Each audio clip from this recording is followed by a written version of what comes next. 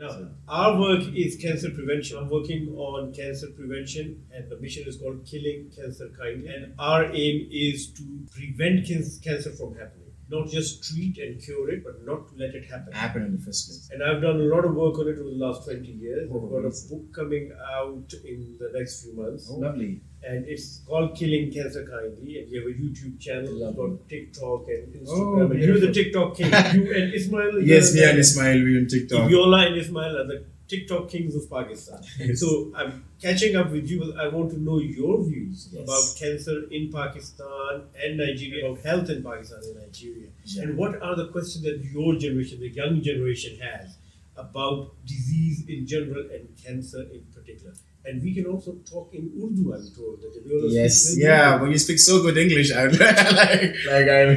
it becomes just natural to speak in English. I think that's lovely. I've done many interviews in Urdu as well, so this one is one unique English interview. I think so far it's going so great. I love the time spent so far with him. Talking about cancer, the fact that even I have less awareness about cancer shows that a lot of awareness work needs to be done about cancer.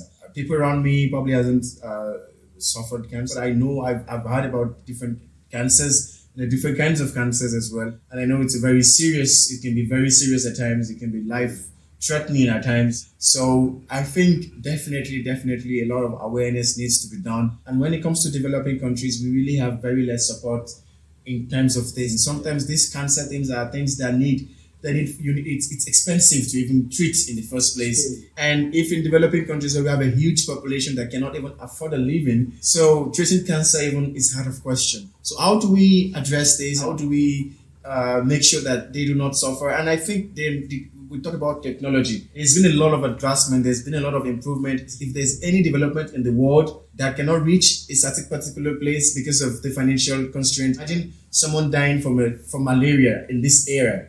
Right, when in fact we have things that we can eradicate that, just because then I blame the society, I blame the government, I blame a lot of people around that on this one. I applaud work like yourself. If you've taken the time out, write the book about cancer, I think that would do a lot, at least to spread awareness about this in Pakistan, more so not just in Pakistan, globally as well, but more importantly in developing countries like Pakistan and Nigeria. So I applaud whatever work you're doing in cancer, and this is a great initiative. I would implore you to keep it up and push forward for it. I'll give you my support in whichever capacity I can, and wish you all the very best for that and for Pakistan as well.